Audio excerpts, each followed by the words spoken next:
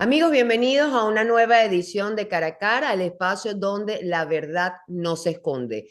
Hoy abordamos un tema espinoso y urgente, las graves violaciones de derechos humanos en Venezuela, El Salvador y Estados Unidos. ¿Hay diferencias reales o solo narrativas políticas? ¿Quién tiene autoridad moral para señalar a quién? Para responder estas y otras interrogantes, contamos con la participación de Zair Mundaray, abogado, penalista, criminólogo, defensor de derechos humanos. Gracias por acompañarnos en Impacto Venezuela. Zair, ¿cómo estás? Hola, saludos, Mildred. No, acá a la orden. Gracias a ustedes por la invitación. Gracias a ti. El tema de derechos humanos preocupa cada día más, sobre todo en nuestro país, porque bueno, es nuestro país y nos enfocamos sobre todo en Venezuela, pero hay una triangulación con El Salvador, con Estados Unidos, que se hacen llamar países donde se respeta la dignidad humana y pareciera que ya no es así. Desde Asia hasta América Latina se habla de graves violaciones a los derechos humanos, pero me quiero enfocar en estos tres países donde los venezolanos están involucrados, donde hay ciudadanos americanos también, que cómo percibes esto, quién tiene autoridad moral para señalar a quién, ¿cómo lo ves? Bueno, mira, lo primero que uno tendría que dilucidar de todo esto es que es una operación sumamente compleja. Sumamente compleja porque incluye, tiene de por medio seres humanos. Y eso, digamos, es lo primero que salta a la vista y son seres humanos que están siendo, este, de manera evidente, instrumentalizados por algunos intereses, los intereses que cada uno de los países miembros o los estados que están en esto representa, ¿no? Si uno hace un balance de quién gana, quién pierde frente a esto, yo puedo decir inmediatamente quién pierde. Yo podría decir que pierde el Estado de Derecho, pierde el derecho convencional, que es esencialmente todas las normativas internacionales en materia de derechos humanos, pierde la seguridad jurídica, es decir, frente a esto hay un inmenso vacío en materia de seguridad jurídica porque finalmente no se sabe cuáles fueron las reglas que rigen este tipo de acuerdos y hay un retroceso de la civilidad, ¿no? Yo, lo primero que me preguntaba frente a esto es quién es el juez natural de todas estas personas detenidas. ¿Quién es el juez? ¿Ante qué jueces fueron? Bueno, evidentemente pareciera que no hubo la participación del Poder Judicial, que es el único capaz, de acuerdo con los estándares internacionales en materia de derechos humanos, de sostener una detención legítima de acuerdo a unos presupuestos legales. ¿Cómo es que los ejecutivos o miembros de los ejecutivos hacen negociaciones con personas y las canjean? Ahora, ¿quién gana frente a esto? Uno podría pensar siempre, y quienes nos dedicamos al análisis de estos temas y en materia de derechos humanos, uno siempre piensa pro libertatis, ¿no? Todo razonamiento pro libertad o pro homini o pro restitución de un derecho tiene que verse con buenos ojos. De alguna manera, Estados Unidos logra la excarcelación y la libertad plena de sus ciudadanos y los estados tienen digamos, la facultad de hacerlo, porque los estados no tienen derecho, tienen facultades para tratar de hacerlo. En el caso de los que están en Venezuela, es muy complejo porque ninguno tiene una libertad sin restricción. Están excarcelados, pero siguen sometidos a unos procesos que además son absolutamente ilegales, son inconstitucionales, están acusados en su gran mayoría por terrorismo, que la pena es altísima, son delitos gravísimos. ¿Cómo se deben sentir? Y siempre me envío este mensaje a jueces y fiscales, porque yo estuve en el sistema de justicia, cuando condenaron a personas que hoy salen y les señalaron como terroristas o grandes criminales cuando evidentemente no había ni una prueba que sustentara eso. Entonces no son realmente ni jueces ni fiscales, finalmente lo que hacen es obedecer las órdenes del Ejecutivo, que de un plumazo escoge a dedo quién sale y quién entra. Así que la arbitrariedad gana un espacio enorme en Venezuela porque, en el caso venezolano, porque no puedes, tan arbitrarias fueron las detenciones como las liberaciones, porque no obedecen a ningún patrón. Y en la medida en que fueron liberando, y esto es, yo creo que entraña la mayor gravedad del momento histórico en el que nos encontramos, fueron buscando a otras personas que ocuparan esos espacios. Yo recientemente, a mí me llega muchísima información vi que se produjeron unos traslados del SEBIN hacia algunos centros y decía en privado a un grupo, decía, esto me huele mal, esto es que liberar algunas celdas para ocuparlas con nuevas personas, porque esencialmente eso es lo que hace el régimen. Y el régimen tiene una característica que yo creo que por fin la sociedad lo ha entendido y se encuentra en el speech político, se encuentra muy claro ahora que antes pocas personas lo decían. Yo vengo insistiendo en esto desde hace mucho rato, que actúa, no hay ninguna diferencia cómo actúa frente a las personas con Hamas, por ejemplo, con el M-19, con la FARC, con lo que fue Sendero Luminoso, es decir, tener personas cautivas para luego tratar de buscar algunas ventajas sin importar quiénes sean. Por eso es que mantienen, por ejemplo, una gran cantidad todavía de extranjeros presos. Se dice que ya no tienen americanos, pero tienen argentinos, uruguayos, colombianos, tienen de todas las nacionalidades. Y esas nacionalidades finalmente tratan de buscar mecanismos eh, no normativos o de espalda a la normatividad para tratar de negociar, porque tienen presiones de sus familiares y es deber de los estados tratar de recuperar a sus connacionales. Entonces, este entramado es complejo porque uno se pregunta en contraparte quién es el juez natural de los que estaban en el SECOT, es decir, quién decidía realmente sobre su libertad, quién constataba o ante quién se podía recurrir de esa detención. Parecía que frente a nadie también. Entonces, esto es, desde la perspectiva del derecho, hay un enorme retroceso acá y hay algo muy peligroso, Mildred, que es que el régimen de Maduro ha conseguido siempre algo a cambio en la medida que tiene rehenes. Yo decía que en aquel momento con los narcosobrinos y todo lo que hizo con los primeros americanos, dije, vienen más secuestros y siempre van a haber más, porque siempre obtiene algo. Y cuando tú obtienes algo a cambio, estimulas que este mecanismo se mantenga. Le Así que funciona la estrategia. funciona la estrategia, siempre obtienen algo. Así que yo creo que esto es sumamente preocupante por lo opaco y por lo que comporta en materia de retroceso en derechos humanos. ¿Qué diferencia hay entre una celda de castigo en El Salvador, un centro de reclusión en Venezuela y una jaula migratoria en Estados Unidos? Bueno, qué complejidad, ¿no? Uno debería ponerse, digamos, eh, uno entiende lo que ocurre en Venezuela y es mi materia de estudio sobre todo lo que ocurre en Venezuela.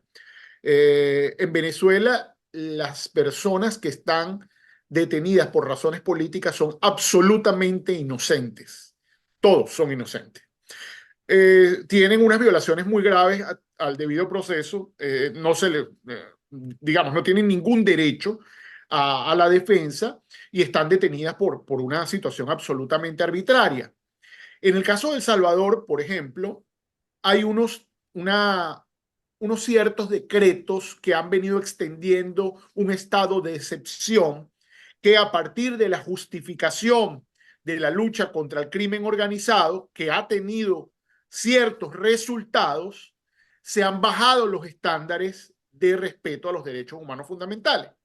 Entonces, cuando esto a veces es muy complejo de debatir, me ha tocado en algunos espacios académicos, la gente dice, pero da resultado, hay seguridad pública. Yo siempre digo, ¿a costa de qué? A costa de empoderar los mecanismos de represión, a costa de que la gente tenga menos derechos, a costa de que haya una policiación del Estado y que los jueces o los mecanismos de control cada día se debiliten. Esto finalmente va a tener unas repercusiones. Y lo que ocurre en materia migratoria es bastante similar. En materia migratoria es bastante similar porque la ruta que se ha cogido en los Estados Unidos es tratar también de bajar los estándares en materia de debido proceso para masificar los mecanismos que le permitan sacar a la mayor cantidad de personas. Y eso siempre implicará un margen de error o un margen de violaciones de derechos a las personas. Lo que ocurre es que las racionalidades son distintas. En el caso de Venezuela, se ha generado un mecanismo que claramente es terrorismo de Estado. Es decir, el objetivo es paralizar a la sociedad. Y cuando tú hablas con mucha gente que hace activismo en cualquier materia en Venezuela, se acaba de hacer, por ejemplo, en la Comisión Interamericana, conversar sobre la agresión a los defensores de derechos humanos y llama la atención que no había ningún venezolano defensor de derechos humanos que estuviera presente. No había ninguna ONG venezolana y no pueden estar, Todo porque es si se online. presentan allá, inmediatamente los allanan, los apresan, los desaparecen, etcétera. Han generado una legislación y unos mecanismos que es absolutamente terrorífico. Ahorita cuando estamos hablando han detenido gran cantidad de sindicalistas del sector público, han detenido empleados de PDVSA, han detenido, bueno, la jefa del área de enfermería que solamente se estaba quejando del Estado Bolívar del estado de los hospitales, se llevaron al esposo, un sindicalista que tiene Parkinson, es decir, es una deriva autoritaria donde no hay nadie que tenga seguridad. Y amén de eso, tienen digamos, la desfachatez de cuestionar lo que ocurre en materia de derechos humanos en otros estados. Uno puede ver a Tarek William Saab, por ejemplo, diciendo que inicia una investigación por lo ocurrido en El Salvador o lo ocurrido en Estados Unidos, lo que le dé la gana, cuando es en las cárceles venezolanas donde están torturando, donde están asesinando y donde se están generando las más graves violaciones y crímenes de lesa humanidad, verdaderos crímenes de lesa Quiero humanidad. hacer un inciso ahí porque me llamó mucho la atención y de hecho cuando vi los primeros videos, o sea, las imágenes de los venezolanos que fueron deportados y que bajaban del avión, cuando estaban subiendo al avión, perdón, desde El Salvador antes de salir a Venezuela, uno los veía bien, incluso, bueno, ya gritándole a las autoridades de El Salvador con esa prepotencia y todo, bueno, molestos, pues tienen su derecho también.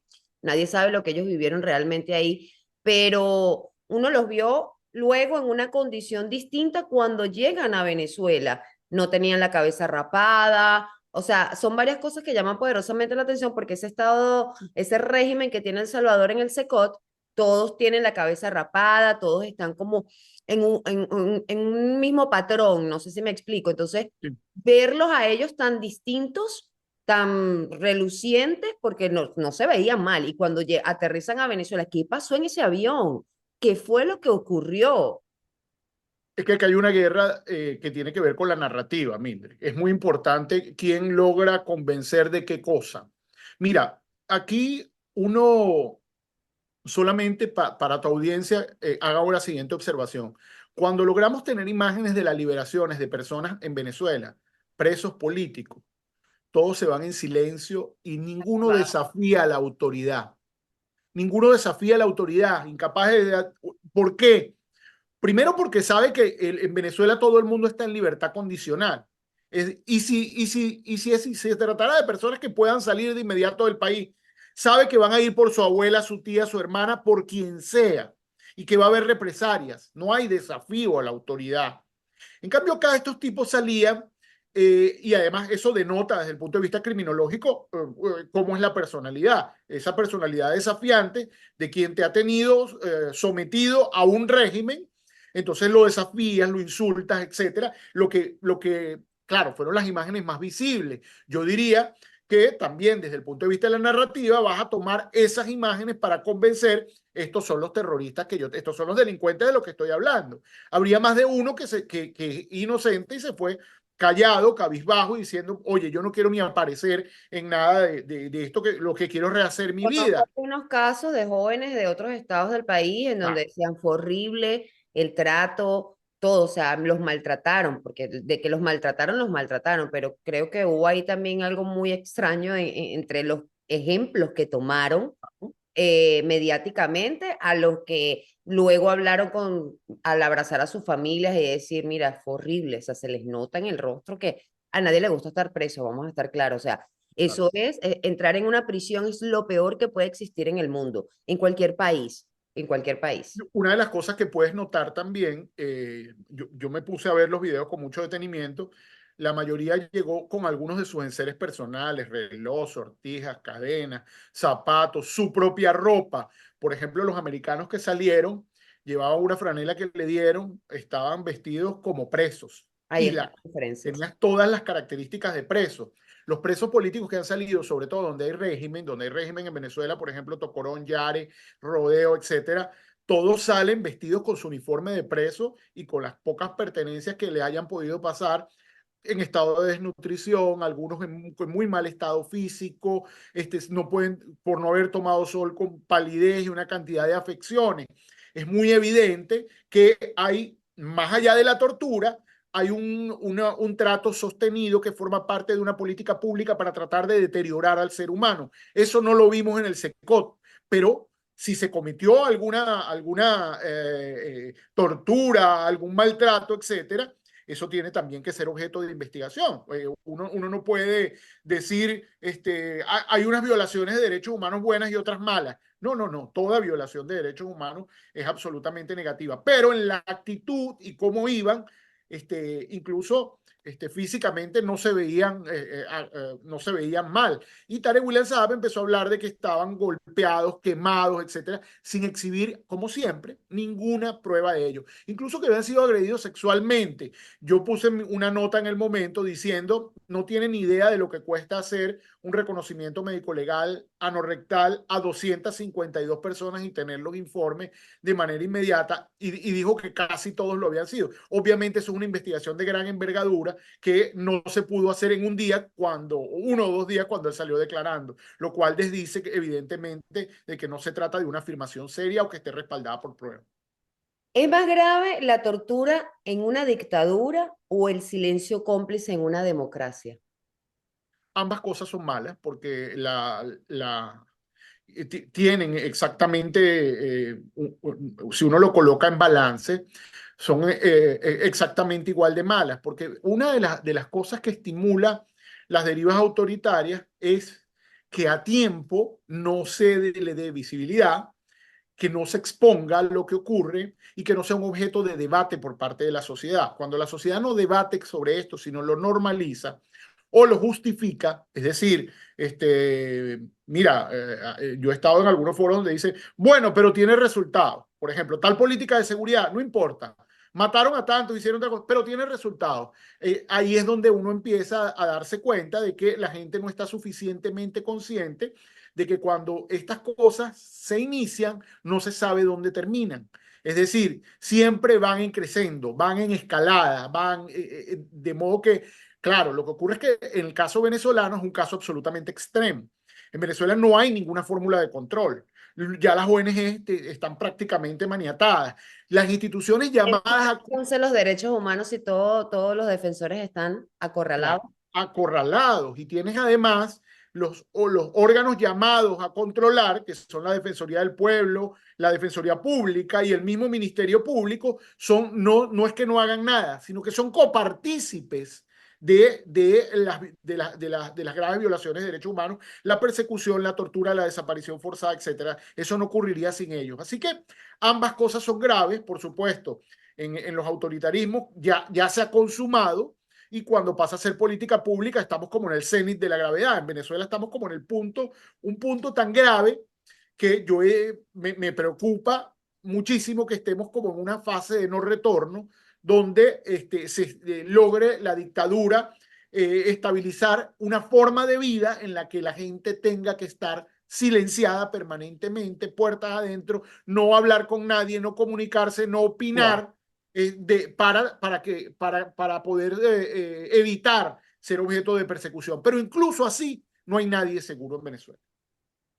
¿Puede Venezuela seguir afirmando que es víctima de una campaña internacional cuando hay expedientes abiertos en la Corte Penal Internacional por crímenes de lesa humanidad? Y a esto le agrego que recientemente alguien, Orlando Vieira, si no me Sí. equivoco, decía que manejaba información de que en el segundo semestre o a finales de 2025 se podrían venir órdenes de captura contra la cadena de mando del gobierno venezolano, no específicamente contra Nicolás Maduro, pero sí contra su cadena de mando. Mira, Venezuela ha manejado la misma diplomacia muy similar al bloque soviético o a los cubanos, que es tratar de siempre victimizarse en cualquier espacio. Yo creo que una de las ventajas que hay ahora es que es mucho más fácil documentar y difundir, pero a pesar de eso, Mildred, ocurre en algunos espacios académicos y en Europa sobre todo, gente que dice que se trata de una exageración, que este tipo de cosas no están ocurriendo. Bueno, uno puede ver, por ejemplo, cómo parte en el debate político chileno, el partido de izquierda que se está lanzando dice que en Venezuela no hay una dictadura, sino que hay una democracia que es diferente y que no es cierto que hay desaparecidos ni asesinados, a pesar de que tienen miles de venezolanos refugiados en Chile que han huido precisamente de esto. Venezuela no tiene ningún mecanismo para imponer esta retórica porque la prueba es lapidaria, es decir, la evidencia traspasa cualquier narrativa. Cualquier narrativa que plantees, vas a conseguir cómo refutarla porque cuando se genera terrorismo de Estado, ¿qué pasa? Ya las acciones son públicas, no son subrepticias. A ti te interesa como Estado, por ejemplo, que la gente sepa que tú condenaste a alguien a 10 años porque sacó una franela tumbando una estatua, o por un estado de WhatsApp, o por una cosa que puso en Facebook. Te interesa. ¿Y por qué lo haces de manera interesada? Porque ya tú estás en una fase de control social en el cual estos mecanismos son aleccionadores. Esa es la razón, por ejemplo, por la cual en la fase postelectoral del 28 hubo tantas detenciones de niños y adolescentes. ¿Por qué se arremetieron tan grande? Bueno, para tratar de paralizar a la sociedad. Por eso buscaron personas de la tercera edad, siguen buscando personas de la tercera edad, siguen buscando mujeres. Fíjate que no liberan ahorita, además que no cumplieron, dijeron que eran 80, van 50 y tantas, 60, y todavía no y han liberado solo Ah, dos, y van fue dos. condenada, había sido condenada Sí, incluso, no, ¿no? van dos hasta este momento van solo dos mujeres. Es muy aleccionadora a la sociedad decir tengo mujeres allí detenidas y torturadas, como lo hacen, por ejemplo, con Rocío San Miguel, con Yosida Vargas, y con otras, porque eso paraliza al resto de la familia y pone a todo el mundo a trabajar en función de sostener a la persona presa, pero además con el terror en la comunidad.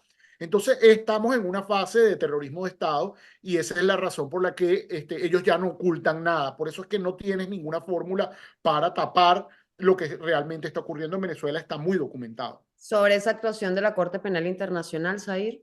Mucho se habla de eso, pero también se dice que los tiempos de la CPI son muy complejos. Sí, es difícil, digamos, hacer predicciones. Lo que sé es que están trabajando muy intensamente en el caso. Sé además que como se han venido incorporando nuevos hechos, también están obligados a tratar de documentarlos y además se han incorporado nuevos informes. El informe de la misión de determinación de hechos, de los hechos postelectorales, que tuvo que cambiar la modalidad y tuvo que cambiar el enfoque porque, por esta deriva autoritaria.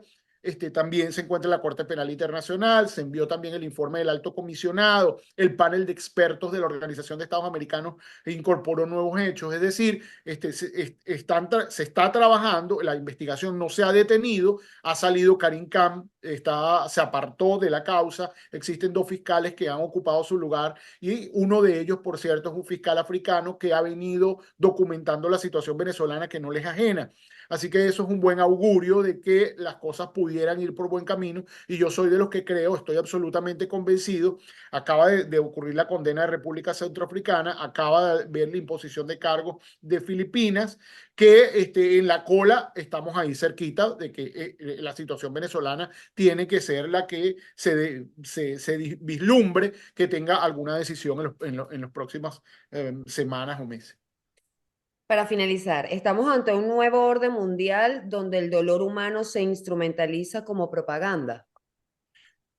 Sí, definitivamente, si uno ve todo esto en contexto, uno no tiene más que sentirse con una profunda preocupación, sobre todo de la ineficacia que muestran los mecanismos internacionales para evitar que las democracias retrocedan, se impongan nuevos autoritarismos, que se queden en el poder a costa del sufrimiento humano. Y esto es muy grave.